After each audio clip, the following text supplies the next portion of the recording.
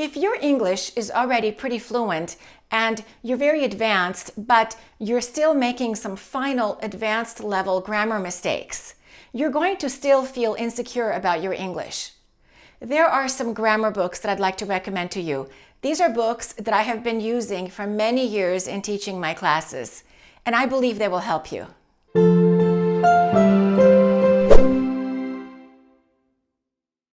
One of the typical grammar mistakes that advanced students make is in prepositions.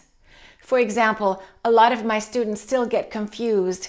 Do we say, I am in the team, or I am on the team, or I saw it in the internet or on the internet? Prepositions can be difficult, and they include words like in, on, at, for, from, with, by, to, and so on. For example, we say her birthday is in April, but we say her birthday is on April 10th. As you can see, this is difficult. If we give the date, the specific date, we have to say on, but if we just give the month, we say in. One of my favorite books for prepositions is called The Ins and Outs of Prepositions. I've been using this book a lot, and I give it to my students, and I recommend that you buy it if you want to improve prepositions. You can go through the exercises by yourself so you can make good progress on your own. Another topic that my advanced students struggle with is articles. A, on, and the. For example, we can say, it was last week, or it was the last week. Those are different meanings. If we say it was last week, that means 1 week ago, the previous week.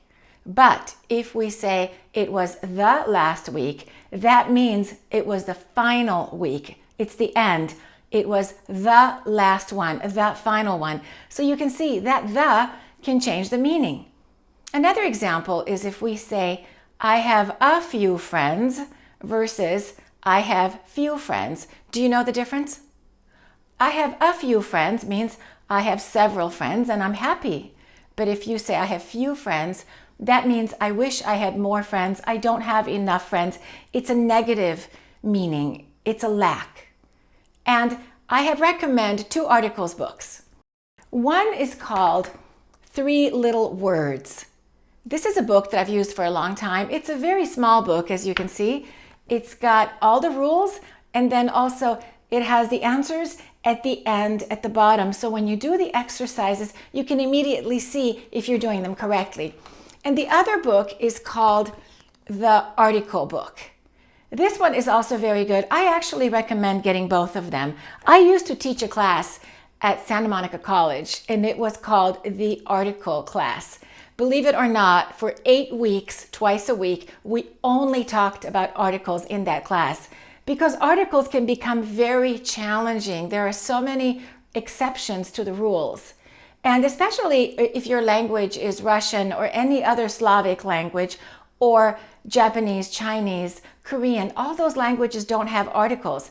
And even if your language does have articles, for example, Spanish, French, Italian, they are used very differently than they are in English. I think you'll find those 2 books very helpful. And finally, for all other general advanced grammar mistakes, my favorite book is called Understanding and Using English Grammar. This book has existed for probably 30 years or more, and I have the 4th edition, but there's a new edition, the 5th edition.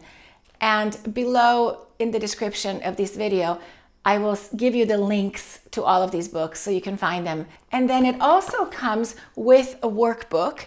I recommend that you get both of them.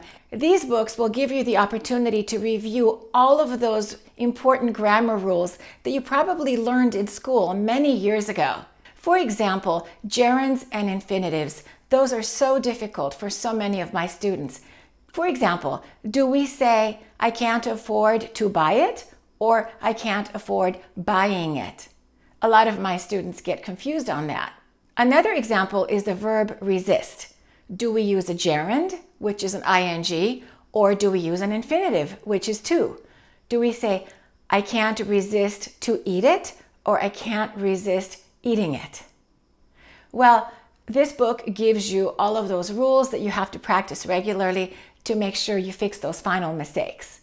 Also, this book covers all of the verb tenses in detail and gives you many opportunities to practice. Remember, confident English means accurate English, and that means accurate pronunciation and accurate grammar.